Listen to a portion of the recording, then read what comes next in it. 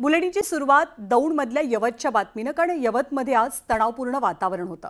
त्याचं कारण असं की पुतळ्याची विटंबना आणि त्यानंतर सोशल मीडियावरती करण्यात आलेल्या एका पोस्टवरनं दोन गट आमने-सामने आले आणि प्रचंड मोठा तणाव पाहायला मिळाला। त्यानंतर गावात तोडफोड झाली, जाळपोळीच्या सुद्धा घटना घडल्या। त्यामुळे पोलिसांना ही परिस्थिती नियंत्रणात आणण्यासाठी अश्रुधुराच्या नळकांड्या फोडाव्या लागल्या। दौंडमधील यवतमध्ये फडका, सोशल मीडिया पोस्टवरून वाद, दोन गट आले आमने सामने, पोलिसांकडून अश्रुधुराचा मारा।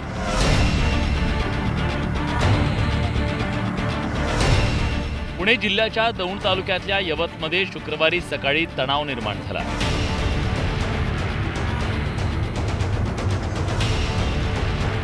दोन गट आमने सामने आले, त्यामुळे परिस्थिती तणावपूर्ण बनली। आक्रमक जमावानं दुकानांची तोडफोड आणि वाहनांची जाळपोळ केली। रविवारी 27 जुलै रोजी यवत रेल्वे स्टेशनच्या जवळ असलेल्या एका धार्मिक स्थळात पुतळ्याच्या विटंबनेची संतापजनक घटना उघडकीस आली। त्यानंतर दौंड तालुक्यात संतापाची लाट उसळली। नागरिकांनी कडकडीत बंद पाळला।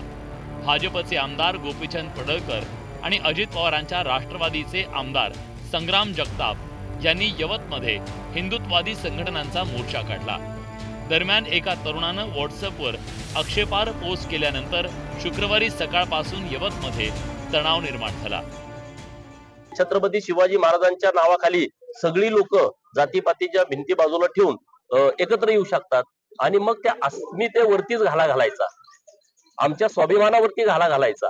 आणि म्हणून ज्यांना अटक केली आहे त्यांना कडक शिक्षा झाली पाहिजे, त्यांच्यावरती देशद्रोहाचा गुन्हा दाखल झाला पाहिजे, त्यांच्या टीमचा शोध घेतला पाहिजे, UAPA ऍक्ट खाली त्यांच्यावरती कारवाई करता येते का याचा पोलिसांनी विचार केला पाहिजे। शुक्रवारी दुपारी 12 वाजण्याच्या सुमारास दोन गट आमने सामने आले आणि मग दगडफेक आणि जाळपोळीला सुरुवात झाली। जमावानं दुकानं आणि वाहनांना लक्ष्य केलं। दुकानांची तोडफोड करण्यात आली तर वाहनं पेटवून देण्यात आली। त्यामुळे धार्मिक स्थळांवर हल्ल्याचा प्रयत्न झाला।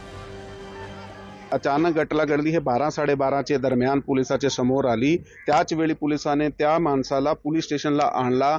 नुसता त्या एका इस्माला नाही आणला, त्याचे बरोबर गावाचे प्रतिनिधी सुद्धा पोलीस ठाण्याला गेले होते। त्या ठिकाणी पोलीस स्टेशनला मीटिंग सुद्धा ठेवण्यात आली होती। त्या मीटिंग मध्ये शांतता ठेवण्यासाठी असं आवाहन करण्यात आला होता की ज्यांनी असे प्रकारचा स्टेटस ठेवलाय त्याच्यावर कारवाई करण्यात येईल। एक चुकीचं स्टेटस ठेवल्यामुळे आणि त्या ठिकाणी कुठल्या तरी पुजाऱ्याने बलात्कार केला वगैरे अशा प्रकारचं काहीतरी स्टेटस ठेवल्यामुळे तणाव निर्माण झाला आणि लोक रस्त्यावर आले।